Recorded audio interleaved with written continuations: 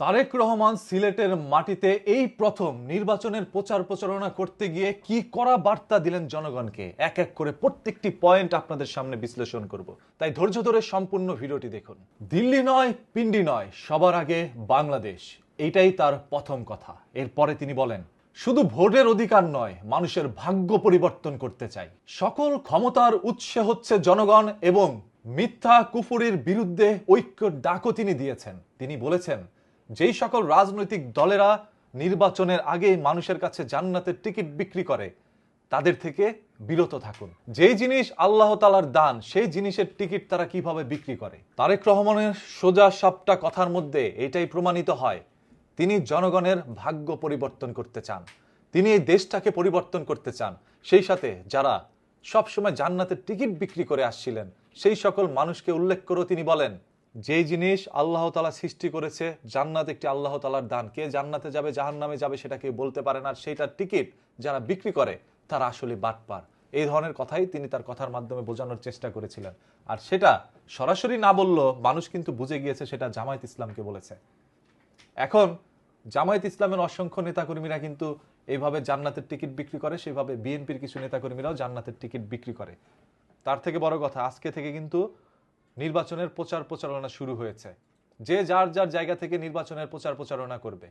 আর এই প্রথম তারেক রহমান আজকের এই দিনে সিলেটের মাটিতে নির্বাচনের প্রচার প্রচারণা করতে গিয়ে এই ধরনের বক্তব্যগুলো দিয়েছিলেন, যেখানে উল্লেখযোগ্য একটি হচ্ছে এই জান্নাতের টিকিটটাকে তিনি নিয়ে আসেন।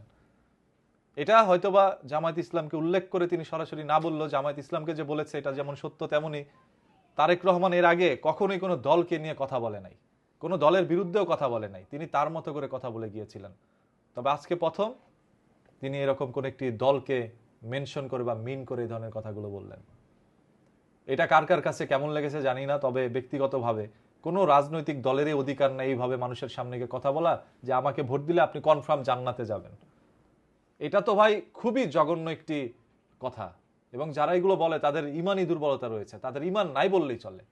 একজন সাধারণ সুস্থ মানুষ এইভাবে কথা বলতে পারে না।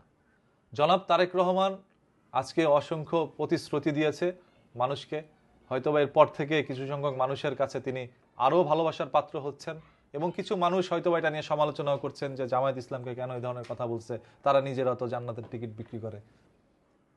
এক একজনের এক এক ধরনের মতামত থাকবেই ভাই। নির্বাচন সামনে রেখে আমি শুধু একটা কথা বলতে চাই, যেন এই নির্বাচনে মানুষের প্রাণ না যায়। নির্বাচন আসলেই মানুষের প্রাণ যেতে থাকে, একের পর এক অন্যায় অপরাধ বেড়ে যায়। যেখানে কথা হচ্ছে নির্বাচন আসলে অন্যায় অপরাধ কমবে, সেখানে আরো বেড়ে যায়।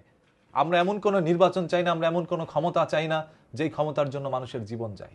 তারেক রহমানের কিছু কথার মধ্যে আরো একটি কথা ছিল যে এই দেশ স্বৈরাচার মুক্ত হয়েছে, আমরা এই দেশে আর স্বৈরাচার দেখতে চাই না। এখানে অনেক কথার মধ্যে তারেক রহমান যে একটি কথা বলেছিল, স্বৈরাচার মুক্ত হয়েছে বাংলাদেশ, এবার জনগণের অধিকার আদায়ের পালা।